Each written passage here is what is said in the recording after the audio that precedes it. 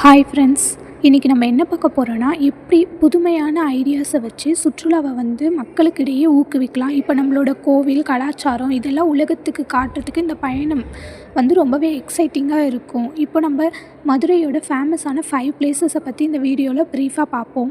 இப்போ நம்ம ஃபஸ்ட்டு பார்க்க போகிறது மீனாட்சி அம்மன் திருக்கோவில். இது இந்தியாவுடைய தமிழ்நாட்டின் மதுரையுடைய கோயில் நகரமான வைகை ஆற்றின் தெற்கு கரையில் உள்ள ஒரு வரலாற்று சிறப்புமிக்க இந்து கோவில். இது பார்வதியின் வடிவமான மீனாட்சி தெய்வத்திற்கும் அவரது துணைவியாரின் சிவனினுடைய வடிவமான சுந்தரேஸ்வரருக்கும் விஷ்ணுவின் வடிவமான அவரது சகோதரர் அழகருக்கும் அர்ப்பணிக்கப்பட்ட இந்து மதத்தினுடைய சைவம், சக்தி மற்றும் வைணவ மத பிரிவுகளினுடைய சங்கமத்தை பிரதிநிதித்துவப்படுத்துவதால் இந்த கோயிலில் இறையியல் ரீதியாக முக்கியத்துவம் வாய்ந்தது. சங்க இலக்கியத்தில் குறிப்பிட்டுள்ள பண்டைய கோயில் நகரமான மதுரையோட மையத்தில் இது உள்ளது. கிபி 6ஆம் நூற்றாண்டு நூல்களில் குறிப்பிட்டுள்ள தெய்வ கோயிலுடன் இந்த கோவில் பாடல் பெற்ற தலங்களில் ஒன்று. மதுரை மீனாட்சி சுந்தரேஸ்வரர் கோவில் பாண்டிய பேரரசர் 1ஆம் சடையவர்மன் குலசேகரன் இவரால் தான் கட்டப்பட்டது. இந்த கோயிலினுடைய வரலாற்று சிறப்புமிக்க வேர்களை கொண்டிருந்தாலும் இதோடைய வளாக கட்டமைப்பின் பெரும் பகுதி கிபி 14ஆம் நூற்றாண்டுக்கு பிறகு தான் மீண்டும் கட்டப்பட்டது. மேலும் 17ஆம் நூற்றாண்டில் திருமலை நாயக்கரால் தான் மேலும் பழுது பார்க்கப்பட்டு புதுப்பிக்க விரிவாக கட்டப்பட்டது. மீனாட்சி தேவி மற்றும் சிவனுக்கு அர்ப்பணிக்கப்பட்ட இந்த கோவில் சைவ மத மரபில் ஒரு முக்கிய யாத்திரை தலம். இது மீனாட்சியினுடைய சகோதரராக கருதப்படுவதால் இந்த கோவில் பல கதைகள், சிற்பங்கள் மற்றும் சடங்குகளில் விஷ்ணுவை உள்ளடக்கியது. இந்த கோயிலையும் மதுரையும் தெற்கு மதுராவாகவும் வைணவ நூல்களில் சேர்க்கப்பட்டுள்ள ஒன்றாகவும் ஆக்கியுள்ளது. மீனாட்சி அம்மன் கோவிலில் லக்ஷ்மி, புல்லாங்குழல் வாசிக்கும் கிருஷ்ணர், ருக்மணி, பிரம்மா, சரஸ்வதி மற்றும் பிற வேத மற்றும் புராண தெய்வங்கள், அத்துடன் முக்கிய இந்து நூல்களிலிருந்து வரும் கதைகளை காட்டும் கலை படைப்புகளும் இந்த கோவிலில் இருக்குது. இந்த கோயிலுக்குள்ளே இருக்கக்கூடிய தெய்வங்கள் என்னென்னு பார்த்தோன்னா, மீனாட்சி அம்மன் இதுதான் முக்கிய தெய்வமாக இருக்குது. சுந்தரேஸ்வரர் இது ஒரு முக்கிய கடவுள். அழகர், முக்குருணி விநாயகர், இரட்டை விநாயகர், தட்சிணாமூர்த்தி, மகாலட்சுமி, சரஸ்வதி, 63 நாயன்மார்கள், சப்த மாத்ரிகாக்கள், காசி விஸ்வநாதர், லிங்கோத்பவ, சகஸ்ரலிங்கங்கள், தெய்வ யானை மற்றும் வள்ளியுடன் சுப்பிரமணியர், சந்திரசேகர், சண்டிகேஸ்வரர், மீனாட்சி அம்மனின் கல்யாண சுந்தரேஸ்வரர். பொதுவாக இந்துக்கள் சன்னதிக்குள் நுழைவதற்கு முன்னாடி கடிகார திசையில் சுற்றி வராங்க. மீனாட்சி அம்மனை யாத்ரீகர்கள் பொதுவாக சுந்தரேஸ்வரருக்கு முன்பாக தரிசிக்கிறாங்க. அவர் இந்த வளாகத்தின் முதன்மை தெய்வமாக கருதப்படுகிறார். தமிழ்நாட்டில் உள்ள பெரும்பாலான சக்தி கோயில்களைப் போலவே தமிழ் மாதங்களான ஆடி, ஜூலைலேருந்து ஆகஸ்ட் மற்றும் தை, ஜனவரி டு பிப்ரவரி மாதங்களில் வரும் வெள்ளிக்கிழமைகளில் ஆயிரக்கணக்கான பக்தர்களால் கோயிலில் கொண்டாடப்படுது. ஆவணி மூல உற்சவம் என்பது சுந்தரேஸ்வரருக்கு அர்ப்பணிக்கப்பட்ட 10 நாள் திருவிழா. இது சிவனினுடைய புனித விளையாட்டுகளை குறிக்கிறது. இந்த கோயிலில் நடைபெறக்கூடிய முக்கியமான திருவிழாக்கள் என்னென்னு பார்த்தோன்னா, மீனாட்சி கோவில் தமிழ் நாட்காட்டியினுடைய ஒவ்வொரு மாதத்திலுமே ஒரு விழாவை நடத்துது. சில திருவிழாக்கள் குறிப்பிடத்தக்க பங்கேற்பை ஈர்க்கிறது. மீனாட்சி திருமணம் தொடர்பான திருவிழா 12 நாட்களில் 1 மில்லியனுக்கும் அதிகமான மக்களை ஈர்க்கிறது. இதுதான் மீனாட்சி திருக்கல்யாணம் என்றும் அழைக்கப்படுது. இந்த விழா சித்திரை மாதத்தில் தான் கொண்டாடப்படுது. இது பொதுவாக ஏப்ரல் மாதத்தில் வரும். இது மீனாட்சியினுடைய தெய்வீக திருமணத்தை குறிக்குது. மேலும் இது அதிக பேர் கலந்து கொள்ளும் திருவிழா. இது ஒரு தெய்வீக ஜோடியின் திருமணம், தென்னிந்திய திருமணத்தோட ஒரு உன்னதமான நிகழ்வாக கருதப்படுது. இது மதுரை திருமணம் அப்படின்னு குறிப்பிடுறாங்க. மீனாட்சி அம்மன் கோயிலுக்கு போகக்கூடிய பஸ்ஸு என்னென்னா 107, 3, 3A. இது மாட்டுத்தாவணியிலேருந்து நேரடியாக மீனாட்சி அம்மன் கோவில் வாசல் முன்னாடியே இறக்கி விடுவாங்க. அழகு சொல்லும் போதே மீனாட்சி அம்மன் கோவிலுக்கு அடுத்தபடியாக அனைவராலும் பேசப்படக்கூடிய ஒரு இடம்தான் திருமலை நாயக்கர் மாளிகை. இந்த மாளிகை 17ஆம் நூற்றாண்டில் 1636ஆம் ஆண்டு மதுரையை ஆட்சி செய்த திருமலை நாயக்கர் அவர்களால் கட்டப்பட்டது. திருமலை நாயக்கர் மதுரை நாயக்கர் வம்சத்தினுடைய மிக வலிமையான அரசரில் ஒருவராக கருதப்பட்டார். அவர் 1623 முதல் 1659 வரை சுமார் 36 ஆண்டுகள் மதுரையை ஆட்சி செஞ்சாங்க. முதல்ல அவரது தலைநகரம் திருச்சியாக தான் இருந்துச்சு. ஆனால் மதுரை நகரத்தினுடைய முக்கியத்துவம், அதன் வணிக வளம் மற்றும் பண்டைய பாரம்பரியம் காரணமாக அவர் தலைநகரை திருச்சியிலிருந்து மதுரைக்கு மாற்றினார். அந்த மாற்றத்தை சின்னமாக காட்டவும், தனது ஆட்சியினுடைய பெருமையை வெளிப்படுத்தவும் அவர் இந்த அற்புதமான திருமலை நாயக்கர் மாளிகையை கட்டினாங்க. இந்த மாளிகையினுடைய கட்டிடக்கலையில் ஒரு சிறப்பே இருக்குது. இந்திய கட்டிடக்கலைக்கும் ஐரோப்பிய, குறிப்பாக இத்தாலிய கட்டிடக்கலைக்கும் கலவையாக இந்த மாளிகை வடிவமைக்கப்பட்டது. திருமலை நாயக்கர் அந்த காலத்தில் இருந்த சிறந்த இந்திய சிற்பிகளையும் வெளிநாட்டு வல்லுநர்களையும் கொண்டு இந்த மாளிகையை எழுப்பினார். வரலாற்று குறிப்புகள் படி இந்த மாளிகை முதல்ல நம்மால் இன்று பார்க்கக்கூடிய அளவுக்கு சின்னதல்ல, அது மிக பெரியது. சுமார் ஒரு பெரிய நகரத்தை போல பறந்திருந்துச்சு. ஆனால் காலப்போக்கில் பல காரணங்களால் இந்த மாளிகையினுடைய பெரும் பகுதி அழிந்துவிட்டது. இன்றைக்கு அதன் சிறிய பகுதி மட்டும்தான் எஞ்சி இருக்குது. இருந்தாலும் அந்த எஞ்சிய பகுதியே நம்மை வியக்க வைக்கிறது. இந்த மாளிகையோட சிறப்பை சொல்ல வேண்டுமெனில் 82 அடி உயரம் கொண்ட பெரிய தூண்கள் உலகிலேயே அரிதானவை. மிக பெரிய மண்டபங்கள், நடன அரங்கங்கள், ராஜ விருந்துகள் நடந்த இடங்கள், நீதிமன்றம் நடந்த அரங்குகள் என அனைத்தும் இந்த மாளிகையின் உள்ளே தான் இருக்குது. ஒவ்வொரு தூணும் ஒவ்வொரு சிற்பமும் நுணுக்கமாக செதுக்கப்பட்டிருக்கு.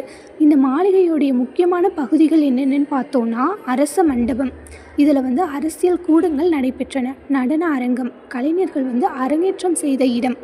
அரங்க மண்டபம், அரசினுடைய முக்கியமான நிகழ்ச்சிகள் நடந்த இடம். அரண்மனையோடைய தோட்டம், அழகிய பூங்காக்களும் நீரூற்றுகளும் நிரம்பியிருந்த இடம்.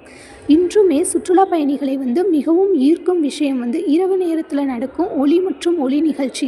இந்த நிகழ்ச்சியில் மதுரை நாயக்கர் வம்சத்தினுடைய வரலாறு, திருமலை நாயக்கர் ஆட்சியினுடைய பெருமை, மதுரையுடைய கலாச்சாரம் கதை வடிவில் சொல்லப்பட்டிருக்கு. அந்த நிகழ்ச்சியை பார்க்கும்போது நாமே அந்த காலத்தில் வாழ்ந்த மாதிரி உணர்கிறோம். அது மட்டும் இல்லாமல் இந்திய சினிமா உலகிலும் இந்த மாளிகைக்கு ஒரு சிறப்பிடம் உண்டு. பல தமிழ், தெலுங்கு, ஹிந்தி திரைப்படங்களினுடைய பாடல் காட்சிகளும் அரண்மனை காட்சிகளும் இங்கே படமாக்கப்பட்டுள்ளது. அதனால் இங்கு வரும் பலரும் இதுதான் அந்த படத்தில் வந்த இடமா என்று வியந்து பார்க்குறாங்க. முழுமையாக சொன்னால் திருமலை நாயக்கர் மாளிகை அப்படின்றது மதுரையுடைய வரலாறு, கலை, கட்டிடக்கலை, கலாச்சாரம் எல்லாம் இணைந்த ஒரு பொக்கிஷம். பேருந்து, இந்த கோவிலுக்கு வரக்கூடிய பேருந்து பஸ் ரூட்டை பற்றி இப்போ சொல்ல போகிறோம். மதுரையுடைய பெரியார் பேருந்து நிலையத்திலிருந்து நேரடியாக பஸ்ஸில் இந்த திருமலை நாயக்கர் மஹாலுக்கு நம்ம போகலாம். முக்கியமான பஸ் எண்கள் என்னென்னா 11, 11A, 17, 38. இந்த பஸ்கள் அனைத்துமே திருமலை நாயக்கர் மாளிகைக்கு அருகே நிற்கும். அங்கேருந்து சுமார் 5 நிமிஷம் நடந்து போனால் திருமலை நாயக்கர் மஹாலுக்கு நம்ம போயிடலாம். சுற்றுலா பயணிகளுக்கு ஒரு சின்ன குறிப்பு என்னென்னா, மாளிகை பொதுவாக காலை 9 மணி முதல் மாலை 5 மணி வரை மட்டும்தான் திறந்திருக்கும். ஒளி நிகழ்ச்சி மாலை நேரத்தில் தனி சீட்டோடு நடக்கும். பயனர்கள் எளிதாக அமைய மீனாட்சி அம்மன் கோவிலுக்கு பிறகு நேரடியாக இந்த மாளிகையை பார்வையிடலாம். முழுமையாக சொன்னால் திருமலை நாயக்கர் மாளிகை அப்படின்றது மதுரையுடைய வரலாறும் கலையும் கட்டிடக்கலையும் ஒன்றாக கலந்து இருக்கக்கூடிய ஒரு பெருமை மிகு நினைவு சின்னம். மதுரைக்கு வரக்கூடிய ஒவ்வொருவரும் இந்த இடத்தை கண்டிப்பாக பார்வையிட வேண்டும். அடுத்து இப்போ நம்ம பார்க்க போகிறது மதுரையில் உள்ள வைகை அணை. மதுரையை சுற்றியுள்ள முக்கியமான சுற்றுலா இடங்களை பற்றி நம்ம பேசும்போது இயற்கையினுடைய அழகோடு மனிதன் கட்டிய அற்புதங்களும் முக்கியத்துவமும் பெறுது.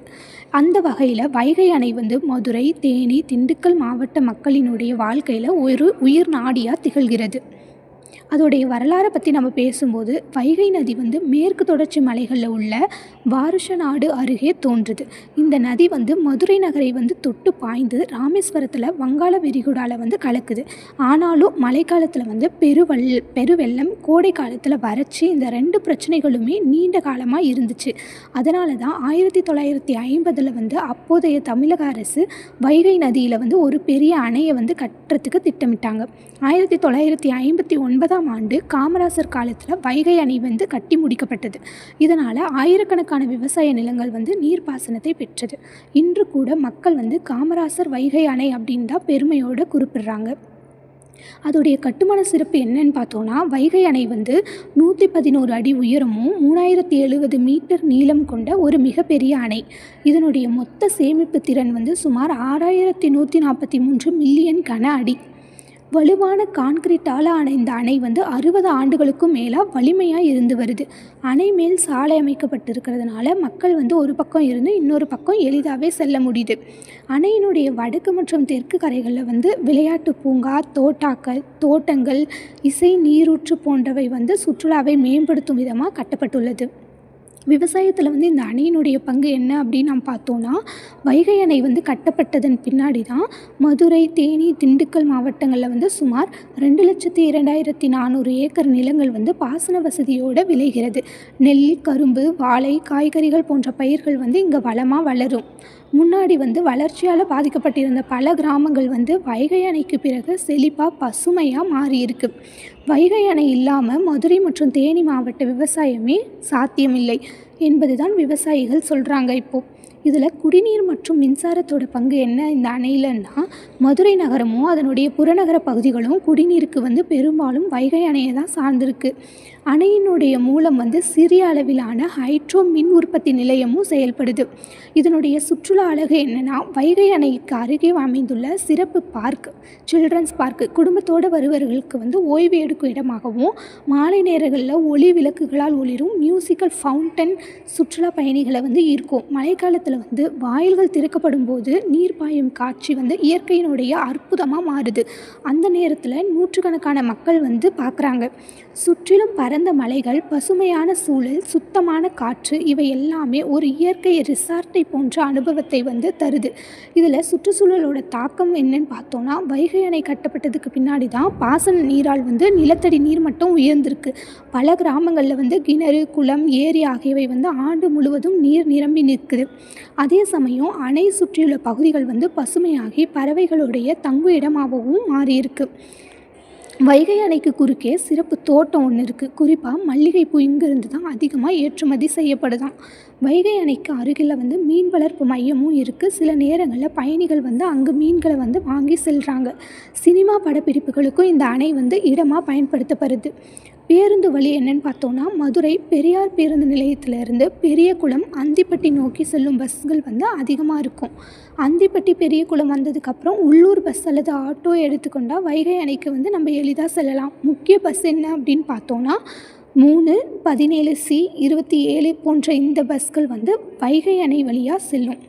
மதுரை கோவில்கள், மாளிகைகள், வரலாற்று சிறப்புமிக்க இடங்களுக்கு பெயர் பெற்றதோடு வைகை அணை போன்ற உயிர் நாடிகளும் மக்களினுடைய வாழ்வில் முக்கிய பங்காற்றுது.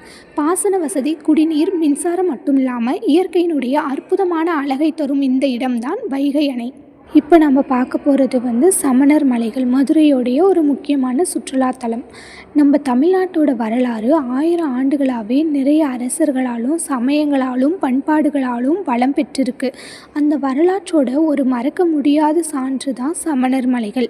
மதுரைக்கு அருகே அமைந்துள்ள இந்த மலைகள் வந்து தமிழருடைய பண்பாட்டையும் சமயத்துடைய தொன்மையும் உலகத்துக்கு எடுத்துக்காட்டக்கூடிய ஒரு அற்புதமான களஞ்சியம். இங்கே வர்றவங்க வந்து வரலாற்றையும் ஆன்மீகத்தையும் இயற்கையும் வந்து ஒரே இடத்துல அனுபவிக்க முடியும். அப்படின்றதுனால தான் சமணர் மலைகள் வந்து ஒரு தனி முக்கியத்துவம் பெற்ற இடமாக இருக்குது. இந்த சமணர் மலையோடைய வரலாற்று பின்னணி என்னென்னா, 2000 ஆண்டுகளுக்கு முன்பே சமய முனிவர்களினுடைய தியான மையமாக இருந்திருக்கு. பாண்டியர்களினுடைய ஆதரவோட சமயம் வந்து மதுரையிலேயே வளர்ந்தது. அப்போது முனிவர்கள் வந்து அமைதியான இடம் தேடி இந்த பாறை மலைகளில் வந்து குடியிருந்திருக்காங்க. இங்குள்ள குகைகளில் காணப்படக்கூடிய பிராமி கல்வெட்டுகள் தமிழினுடைய பழைய எழுத்துக்களையும் சமய வரலாற்றையும் நமக்கு சொல்லுது. அக்கால பாண்டிய அரசர்கள் வந்து முனிவர்களுக்கு உணவு, நிலம், நீர் போன்ற நன்கொடைகள் அளித்ததற்கான சான்றுகள் வந்து இன்னுமே அந்த கல்வெட்டுக்களில் இருக்குது.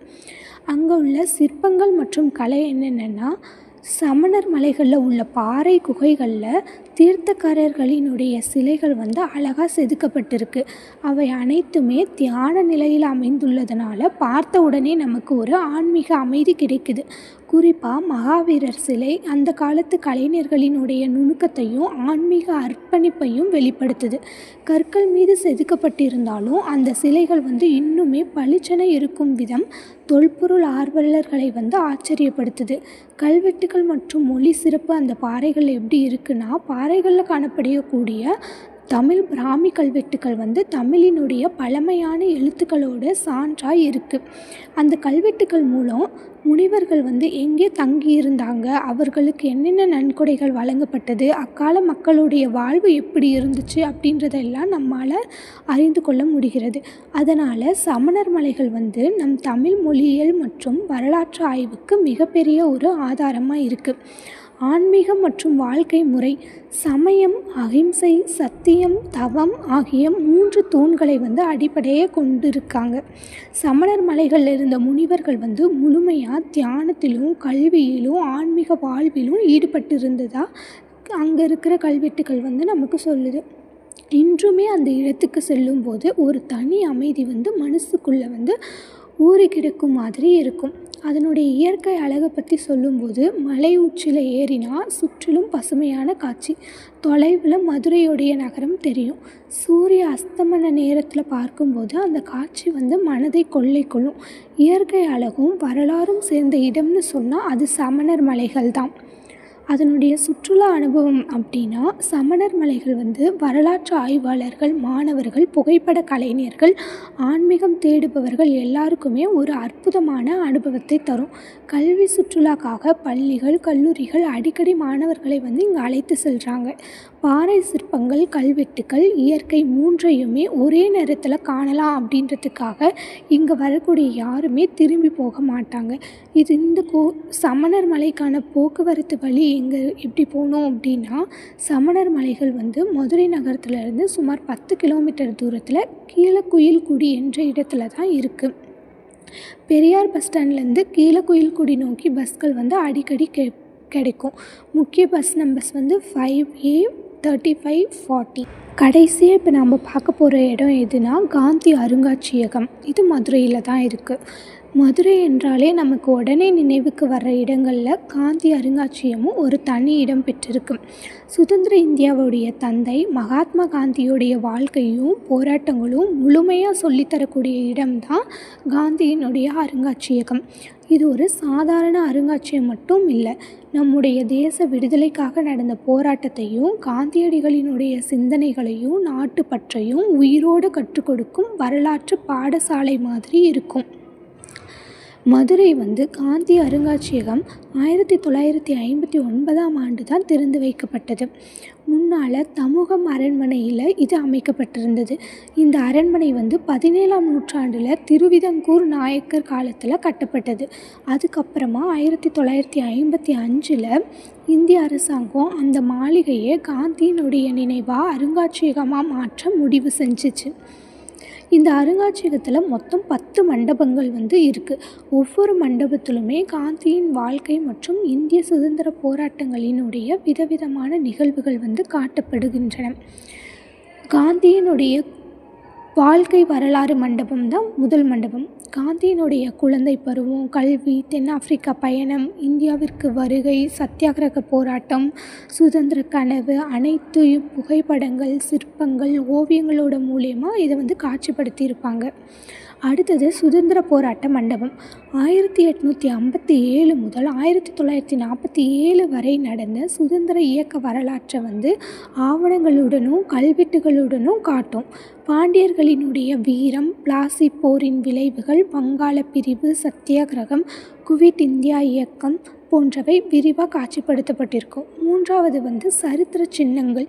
இங்குள்ள மிக முக்கியமான ஒன்று வந்து மகாத்மா காந்தி அணிந்திருந்த இறுதி உடை.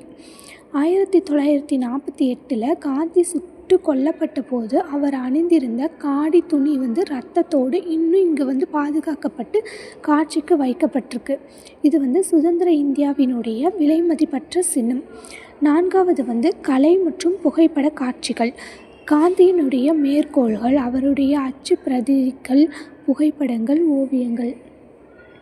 காடி நூற்பயிற்சி, அச்சுப்பொறிகள், சத்தியாகிரக போராட்டத்தில் பயன்படுத்தப்பட்ட சின்னங்கள். கல்வி மற்றும் ஆய்வு மையம். இந்த அருங்காட்சியகத்தில் ஒரு நூலகமும் இருக்குது. அதில் காந்தி மற்றும் சுதந்திர போராட்டம் தொடர்பான 60,000த்திற்கும் மேற்பட்ட புத்தகங்கள் வந்து அங்கே இருக்குது. ஆய்வாளர்கள், மாணவர்கள், வரலாற்று ஆர்வலர்கள் இங்கு வந்து ஆராய்ச்சி செய்யலாம். கலாச்சாரம் மற்றும் சமூக முக்கியத்துவம். காந்தி அருங்காட்சியகம் மாணவர்களுக்கு தேசிய உணர்வை விதைக்கின்ற இடம். பள்ளிகள், கல்லூரிகள் அடிக்கடி மாணவர்களை இங்கே அழைத்து வரலாற்றை கற்றுக் கொடுக்குது. ஆண்டுதோறும் காந்தியினுடைய பிறந்த நாள் அக்டோபர் 2, இந்திய சுதந்திர தினம் ஆகஸ்ட் 15, குடியரசு தினம் ஜனவரி 26 ஆகிய தினங்களில் இங்கே சிறப்பு நிகழ்ச்சிகளும் நடத்துகிறாங்க. அருங்காட்சியகம் 13 ஏக்கர் நிலப்பரப்பில் அமைந்துள்ளது. பசுமையான தோட்டம், மரங்கள், நடைபாதைகள் அனைத்துமே பார்வையாளர்களுக்கு ஒரு அமைதியான சூழலை தரும். இங்குள்ள பெரிய அம்பலங்கள் மாணவர்களும் சுற்றுலா பயணிகளும் அமர்ந்து பேசும் இடமாகவும் இங்கு பயன்படுத்துகிறாங்க. காந்தி மியூசியத்துக்கு வரக்கூடிய போக்குவரத்து வழி என்னென்னா, மதுரை நகரையுடைய தமுகம் பகுதியில் தான் இருக்குது.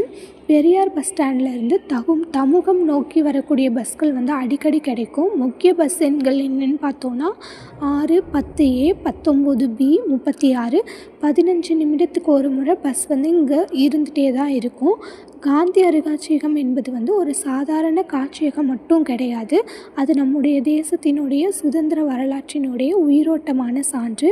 காந்தியினுடைய வாழ்க்கை அவரது சிந்தனைகள், இந்திய சுதந்திர போராட்டத்தினுடைய பெருமை அனைத்துமே ஒரே இடத்துல உணர முடியும். மதுரைக்கு வரும் ஒவ்வொருவருமே இந்த அருங்காட்சியகத்திற்கு சென்று பார்க்க வேண்டும். நம்முடைய தேசப்பற்று, தன்னம்பிக்கை, சத்தியம், அகிம்சை ஆகியவற்றை நினைவூட்டும் ஒரு இடமாய் என்றுமே நிலைத்திருக்கிறது.